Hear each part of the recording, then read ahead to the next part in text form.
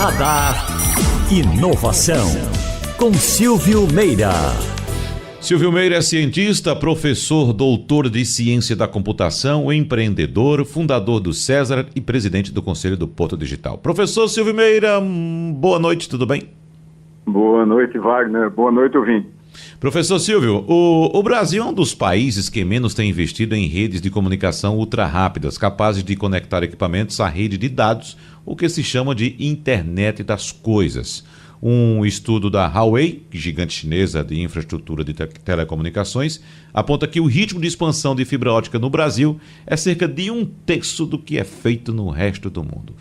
Bom, professor, esse é um problema que nós temos na prática, nós que utilizamos muito nossos dispositivos, nossos computadores, nossos smartphones, a gente sente na pele isso aí.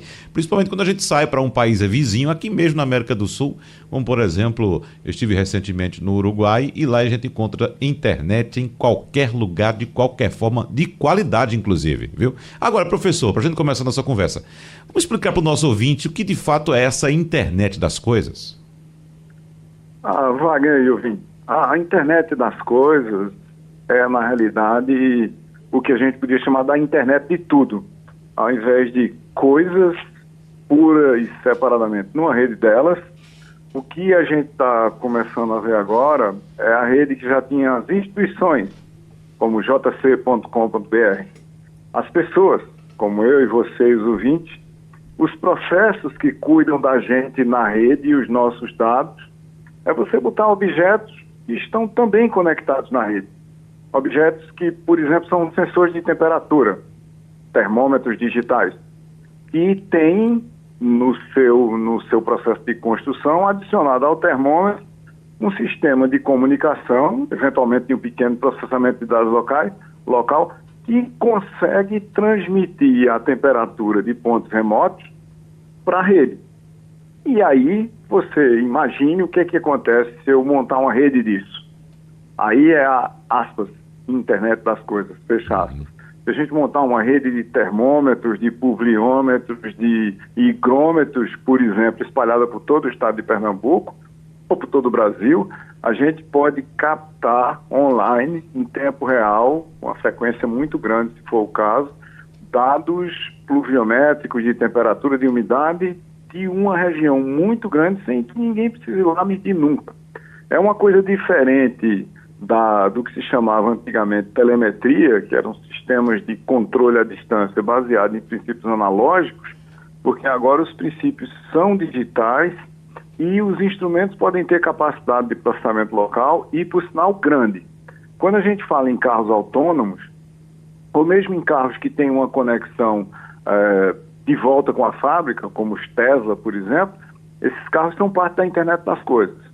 Eles têm neles sistemas de computação e comunicação, e não por acaso sistemas de controle, que não só se comunicam com a fábrica para mandar dados para a fábrica ou o prestador de serviço que cuida deles, mas também para receber e eventualmente executar comandos da fábrica.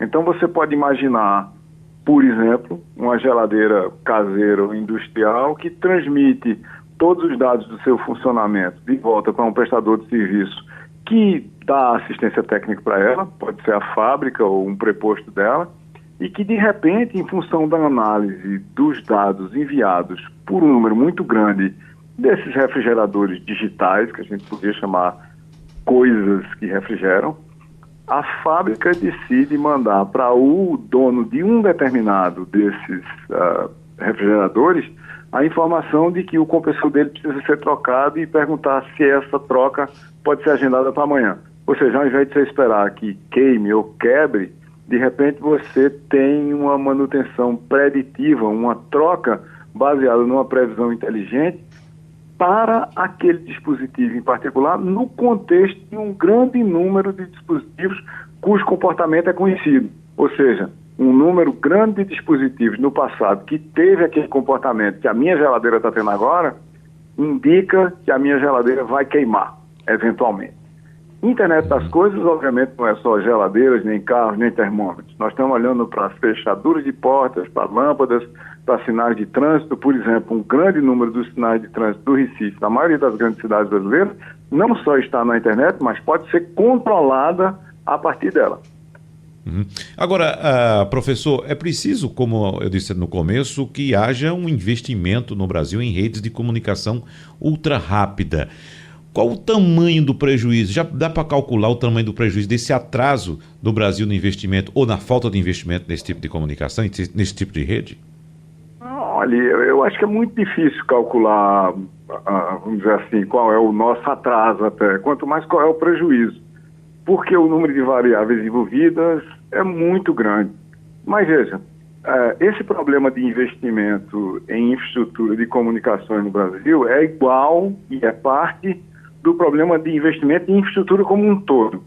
Acabou de sair um dado de que para resolver os problemas de mobilidade urbana e transporte de carga no Brasil, a gente precisaria investir alguma coisa da ordem de R$1,5 trilhão.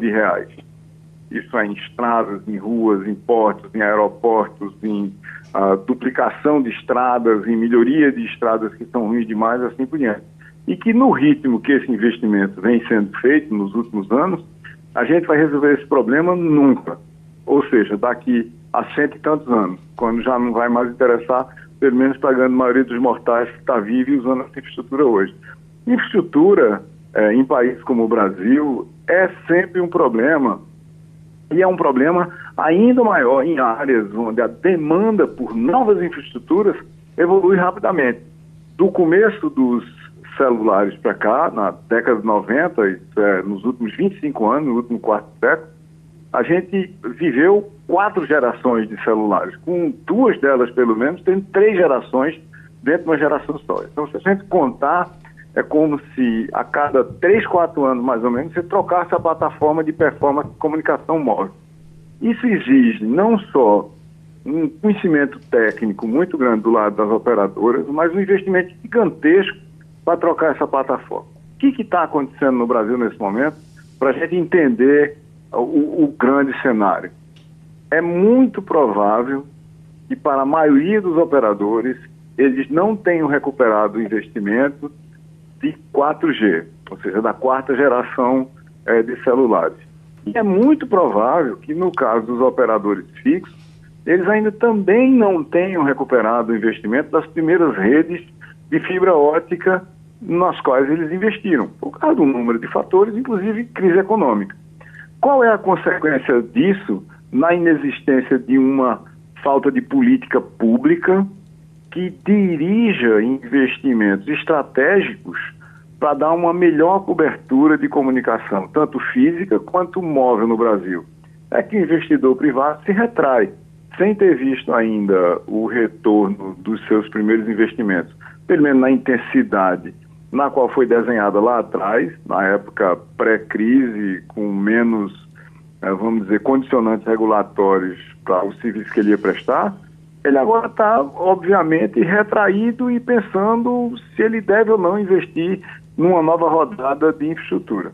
O que a gente precisa no Brasil, Wagner e ouvinte, é uma articulação profunda entre o governo para criar políticas e estratégias de inclusão e transformação digital, os órgãos reguladores para fazer com que as empresas façam o que está nos seus contratos e as empresas para que, fazendo o que está nos seus contratos e tendo retorno para os seus investimentos, invistam mais para que a gente tenha mais e melhor serviço.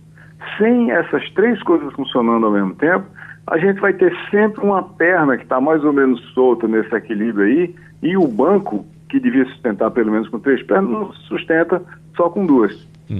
Sem dúvida. Professor Silvio Meira, muito obrigado, boa noite para o senhor e até semana que vem. Boa noite, até a semana que vem, uma boa semana para todos e para todas.